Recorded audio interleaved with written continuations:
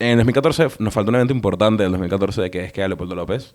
Okay, bueno. Leopoldo López was one of these big candidates that like... He's like, there were two big people, three. Capriles, Ledesma, and Leopoldo. I was going to say María Corina, pues. And María Corina, María Corina. But I mean, because they were incarcerated. Well, don't worry. The point is, Leopoldo era como, creo que era la figura política más importante de Venezuela en el momento. One of the... I think Eli Capriles. Pero, Eli Capriles, but it was between the both of them. And he called for some of the protests in 2014, okay? And so the government wanted him arrested because, quote unquote, he incited violence. Something. Which he didn't, but basically the point is that he could either get arrested or leave the country. He had every opportunity to leave the country, okay? A lot of people say this, like he could have gotten on a plane and left if he wanted to, okay? But... he gave himself in. Yeah, he gave himself up. He did a giant marcha, okay? And they all walked him to Plaza Venezuela. And he got in this, statue with everything, and he said his goodbyes. And you can hear Lilian Tintoris, his wife, who is a political activist. She's very well known, and whenever she's giving interviews about the time right before he got incarcerated, she says like, look, I told him not to go. Like I'm telling him not to go, and he told me, look, if I don't go, there's going to be another family or many other families like us who are going to suffer the consequences, and I can't do that. Fair enough. And he turned himself in. Like that's their narrative. I don't know whether to believe that or not, but the point is he was incarcerated, and that was the end of the protests after that. I don't think so. I think it was a bit more, but the point is that we didn't get much further.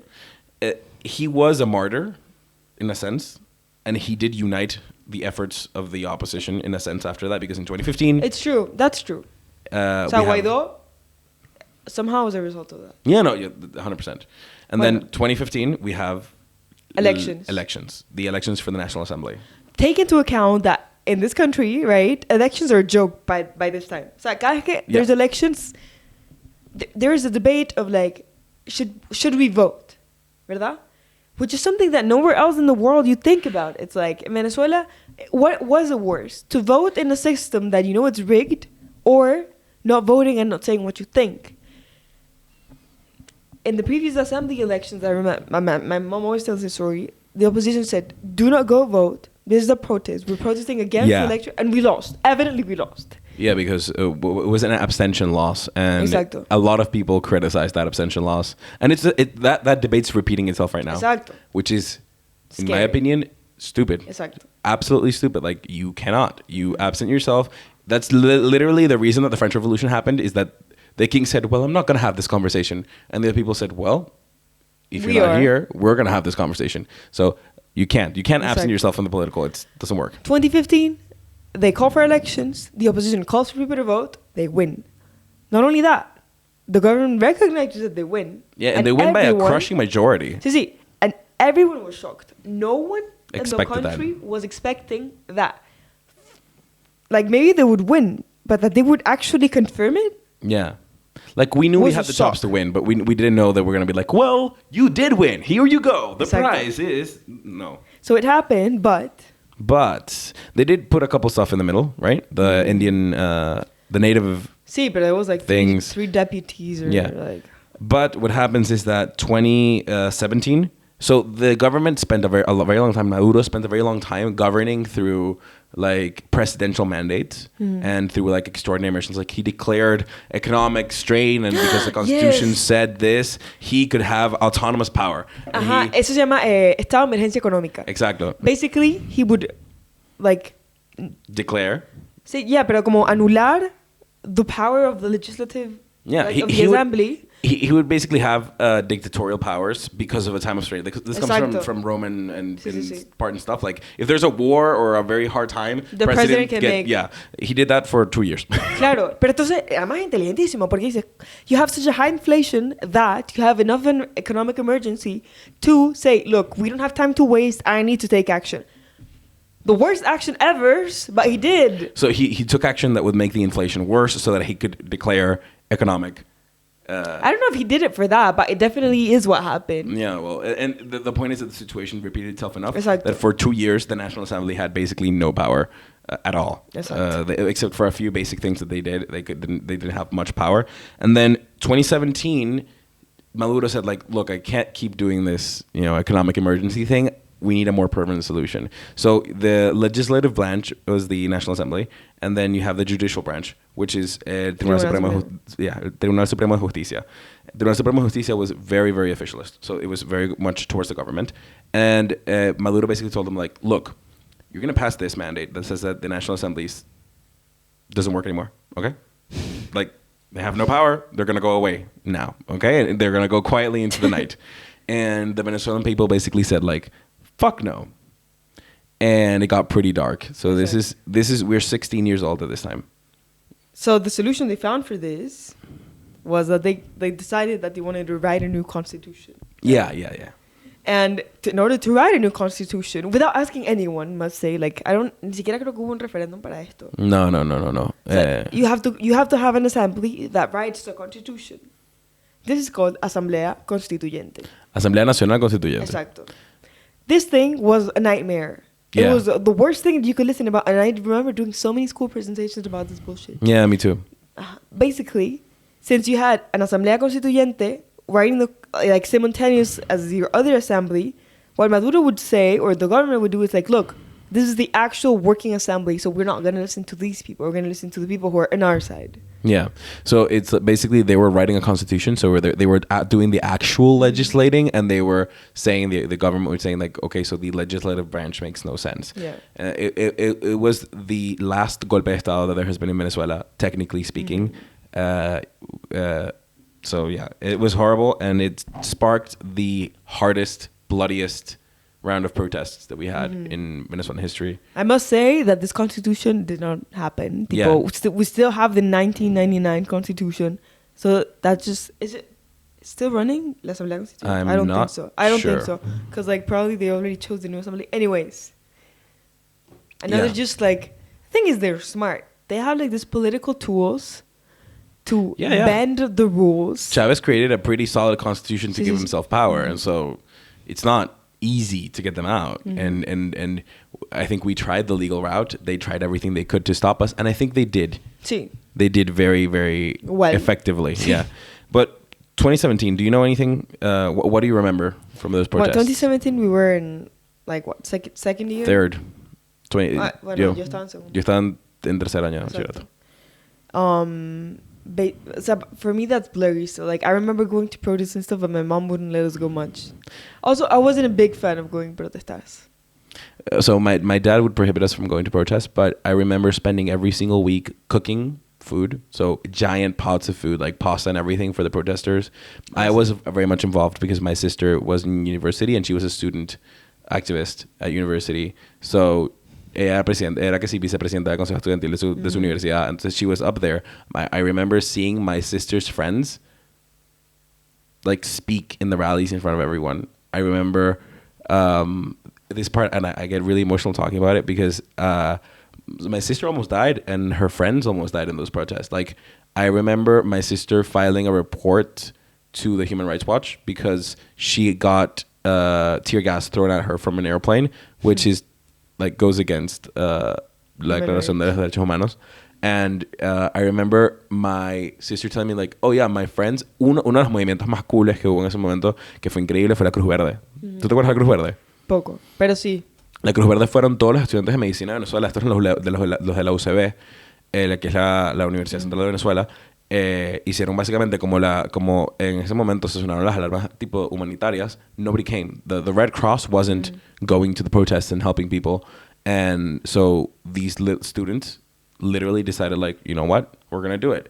And they put a red cross, a green cross. And they started going to the protest. Y empezaron siendo 2 alumnas y terminaron siendo 250 personas. And they went to OEA and to the United Nations to give their testimony. Hubo muchas muertes en esas protestas. Neomar Lander se murió en esas protestas. Exactly. Juan Pablo Pernalete. I remember going to his mass.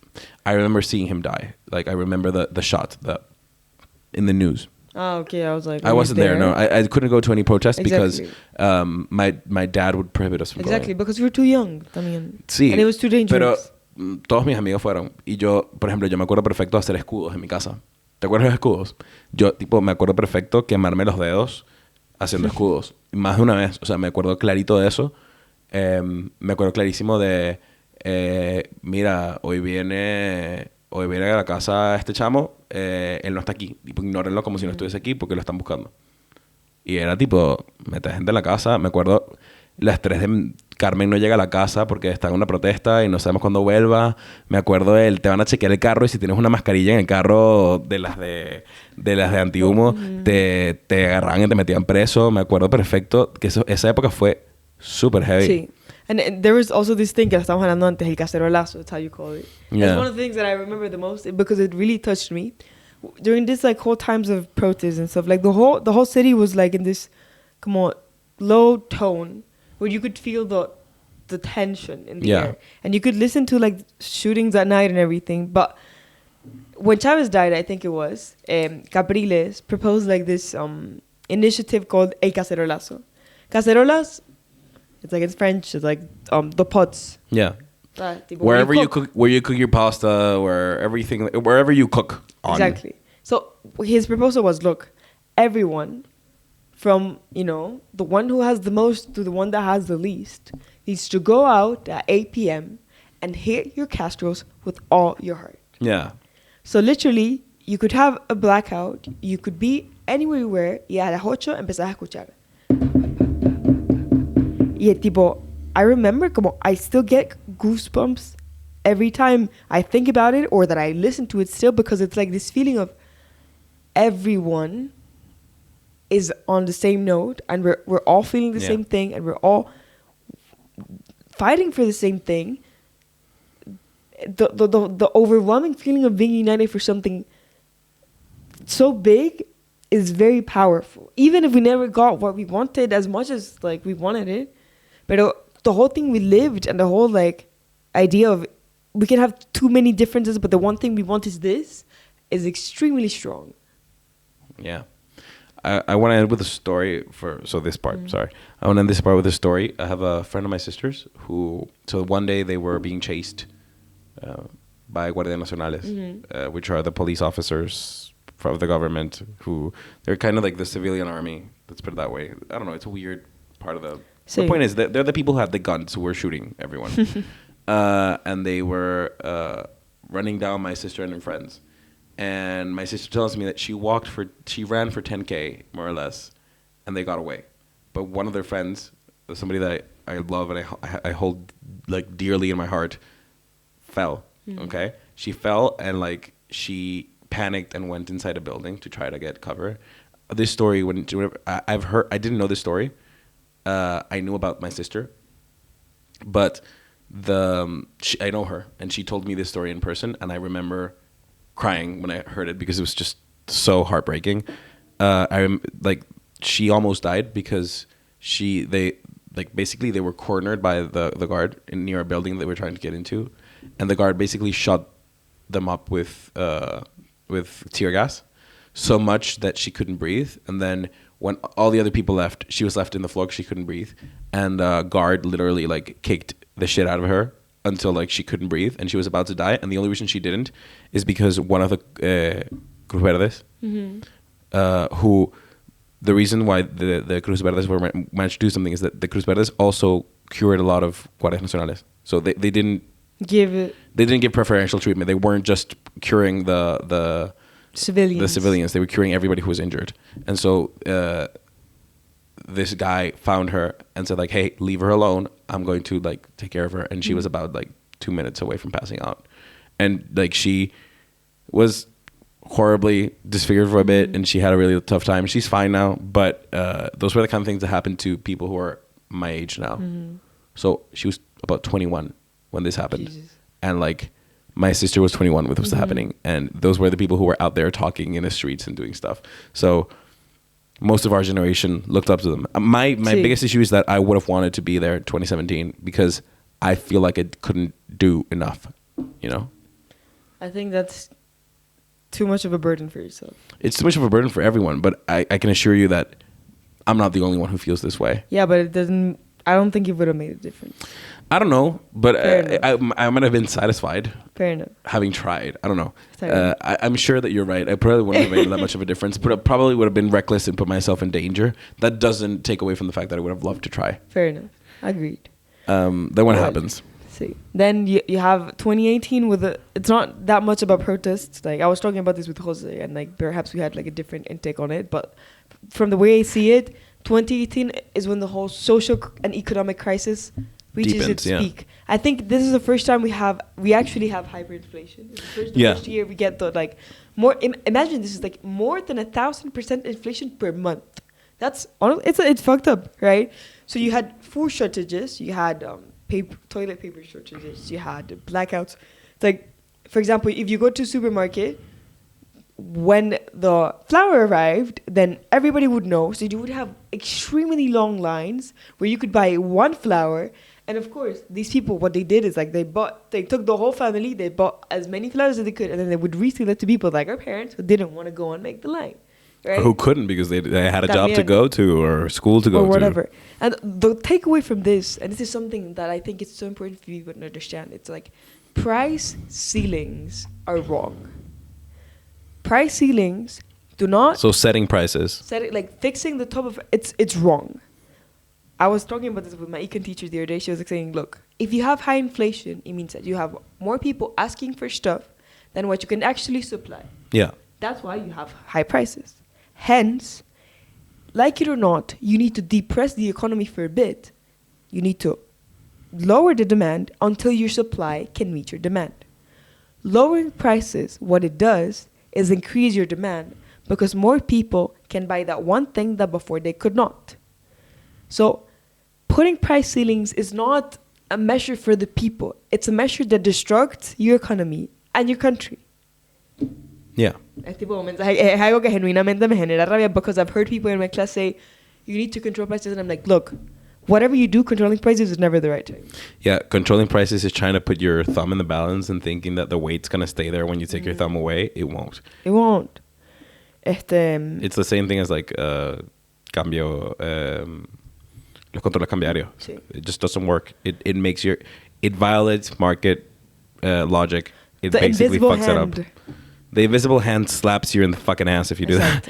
And I also remember from this time, it's like you would go to a supermarket and the shelves would be empty.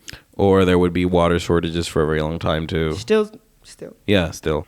I was telling my boyfriend that like, for me, going to the supermarket was such an exciting experience when I would travel abroad. Yeah, because you'd be like, I can buy anything that I can think of at the same time. And it's all there. And the other thing is like he would always question why when I went to the supermarket I would buy stuff not only to consume today, but like for when that thing was over I could have more. Yeah. And I was explaining him while we were discussing the other day, it's like we have this behavior of like when you used to buy stuff back home, you buy in bunks. Like in bulk. Yeah, exactly. buy in bulk. So like you wouldn't buy one milk, you would buy 12 and you would store them. So in our houses, not only did we have a fridge, but we had a freezer so that whatever huge amount of food that you could find, if you did, you could store it infinitely because you didn't know what would happen. Yeah, all the time. Entonces en nuestras casas habían box de harina pan, box de arroz, box de leche, porque no sabías cuándo iba a volver a ver. Entonces si conseguías, me acuerdo mi papá, he would call like, look, I found 24 harina pan. And my mom was like, get them. O sea, y después veías a quién se las regalaba. Pero era como que you could never let go. Or you would trade them, yeah.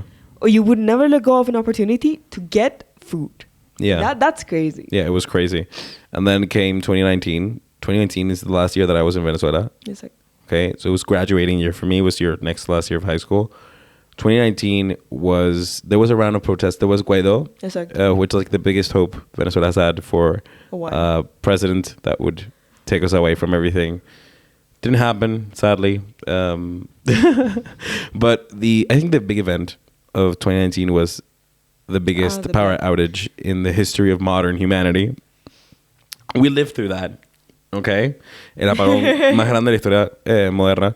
Y básicamente, we were without light for what? For like around a week. It was intermittent. For a month it was intermittent, but like the big blackout, I think it was for around a week. Yeah. Like it was so bad that like it started in the afternoon of like Monday, let's say. Yeah. Next Tuesday morning, I remember going down to the car with my mom to like plug our phones and literally like just turn on the radio to see if someone was explaining what was going on in the country. And it was... No, so yeah, there was like 1 or 2 like channels that would actually, me acuerdo La Mega, Claro. but they were transmitting and they were explaining what they knew and but it was really like a movie apocalypse type of situation. Yeah. It was really scary. Yeah, it was pretty scary. And I remember that everybody went to their cars to charge their phones because gas was super cheap still. And I remember perfectly the calling somebody with the 1 bar of signal you had and like calling them until your phone's battery ran out again. That would be like every night. I had a really scary story once. I was away from my parents. We did World School Debate Championships. We did an event during the blackouts. I did a presentation about that in school like this week. Yeah, about during the blackouts or World School Debate. O sea, todo, como que I told the whole story. Oh my god, and it was crazy. We literally did this giant project that most countries like take months to do and have like professional preparation. We're a bunch of teenagers who did it in like their free time, and we managed to pull through it during the biggest blackout in like modern human history. Which is amazing that we managed to do that. And then I remember that after the last day of that, we went. I was going to visit a friend to see if he was okay. We went up to his house, and I ended up being stranded in his house for like the week of the entire. Like I couldn't go home because everything was closed, and I didn't know where to go, and I couldn't even call my mom. And I remember like she must think either I'm dead or I'm fine. One of 2 things. There's nothing we can do about this now. So yeah. Until you came back. Yeah, until I came back, and then my mom was like, "Why are you here?" There's nothing to do. And then, you left. I left. There was some weird kind of calm times right after the blackouts. Because the thing is, Guaidó, like, fue juramentado, right? So we technically had 2 presidents at the same time. Maduro actually being the president and Guaidó being recognized by a lot of countries outside without being able to do anything. Yeah. So, like, during those times, people were like, okay, let's wait and see. And after that, it was like, look, I don't think there's much more we can do. Yeah. And I think also the government started being a bit more loose with their economic policies, which also led to a bit more flow. Y las bolsas clap, brother. Las bolsas clap Creo que fueron eso heavy. empezó más o menos. Bueno, Sí. quizás un poco antes. 2018 más o menos. Exacto. Basically, the government would give away food in boxes still nowadays. Yeah, and they would either if you weren't with them politically, they would just take away that, you know. But now, ahorita no. Ahorita no, but before it was. I it think would be like in the beginning, yeah. Yeah, and then 2020, COVID. COVID. Que bueno, Jose was already here by then. I was already here, but I don't know anything. Actually, you had a less strict COVID than I did. Sí. I spent COVID literally locked at home for 5 months or something. Sí. Well, the first COVID case was in my school, actually. Really? Sí. It's like, I was in chemistry class. Coordinator comes in. He goes like this to teacher. He tells us something in the ear. And they're like, everyone's going home. And I remember I took like 9 people in my car that day. And they were like, no, the professor was like, but where are you all going? And I was like, no, we're cars. And I was like, we just like sneaked in. And then I had literally like, I was driving and I looked back. There was like a mountain of people in the back of my car. Just driving them home without knowing what's going to happen. I was doing my IB like certification, time. Yeah. And we were like, no, it's 2 weeks. It's perfect. We're going to be able to work. Mentira, brother.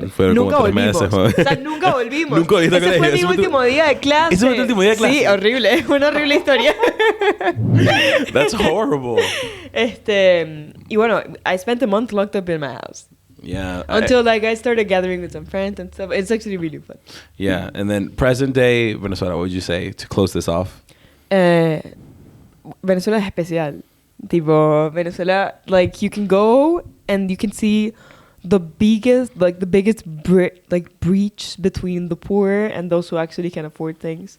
I think the difference nowadays, like, the public sector is cooperating with the private one. ¿Sabes lo que explicaba antes de PDS? Que hay gente, tipo, the capitalists were in charge of the government institutions. Yeah. I think there's certain projects right now which are somehow being managed that way, which is leading to some sort of economic progress. We'll see. También está lo de Chevron. Si en Venezuela, they take over the oil things. That could also be positive for the country. We'll see. Yeah. But unlike before, politics is not the only thing we talk about anymore. Yeah. We actually don't talk about politics that much. Yeah. Which is very good. That's a good sign. Which is good. And people are living their life. There will be. That means that there is space for politicians who are actual politicians and who aren't just talking about what they're doing to actually exist. You see new things, which some people call progress. It depends on how you see it. So there was this thing that because a lot of the first world countries put sanctions on Venezuela, the richest people in Venezuela, generally the ones associated with the government, couldn't take their funds, money out of the country. So their only choice was basically to put the money back into the country. And so there's been a lot of like fancy restaurants and places where you can buy and investment stuff and a lot of what we would have called before money laundering, but they actually use it now because they have nowhere else to go. So the country's basically being forced to cooperate with itself to survive. I think that's the proper way to see it. Like some of the lines are being erased because if you don't erase those lines, like there's just hate and then you can't work. And it's not like either Venezuela se arregló or not. I just think that what the positive thing about these is that people have hope. And tomorrow is going to be better than today. For someone. I think that you're right. And I also think that there is enough space in your life to not be worried about your son or daughter going out to protest. Exactly. There is enough peace for a couple of things. I don't agree with the entire situation. I haven't been there since 2019. And in all honesty, I'm scared to go back and seeing something that I don't like. But most people that have gone back have told me that they just really appreciate the fact that it's still there and that it's still beautiful. And, the time will come to do something else. The time will come for it to change. It's just... and there's room for growth. Creo que lo más lindo de Venezuela ahorita es eso, que tipo tú vas y primero la gente no siente que mañana va a ser peor que hoy. That's really important. Eso es muy importante. Aunque la inflación siga y las cosas no necesariamente estén mejor en muchos aspectos, si ves que, o sea, por muy tonto que suene, hay gente que hay un nuevo restaurante al que pueden ir, sientes que estás en una ciudad que está mejor. Y eso es una realidad muy privilegiada y muy limitada. No, y bueno, y es que ya va. Si lo comparas con 2018... Tienes comida en el supermercado, brother. O sea... Sí, independientemente de tu marca política, eso es algo innegable. Uh-huh. Y yo creo que muchas personas se quedan pegados en el hecho de que quién esté subiendo la bandera de qué. A mí, honestamente, lo que más me interesa es que there's democracy at some point. And democracy starts with food. Sí. Bueno, no sé. There's elections coming, I think, the year ahead or the year after that. Vamos a ver qué pasa. Pero sí, yo creo que el mensaje al final es como que where we come from nos ha enseñado muchísimo. A lot. Y tenemos como que este sentido de responsabilidad de que de lo poco que sabemos y lo que hemos aprendido de esto, como que, o sea, a alguien le puede servir, ¿no? Yeah. Y yo creo que if you send this episode to someone, we can officially say that no one will get away with not knowing what happened in Venezuela. if you want a little bit more information, if you want a more comprehensive look at the protests and everything, hay un documental en HBO que se llama A la calle. Está súper bien hecho. Por lo que he visto el documental, porque no lo he terminado, it's very accurate. Okay, a lot of interviews. It's for me, very emotional. I cried like 5 times watching it. Se lo recomendamos muchísimo. And remember, no one gets away with anything. Thank you so much. Remember, we're on Spotify, Apple Podcasts, YouTube, and wherever else you got your podcast from. See you next week. Bye.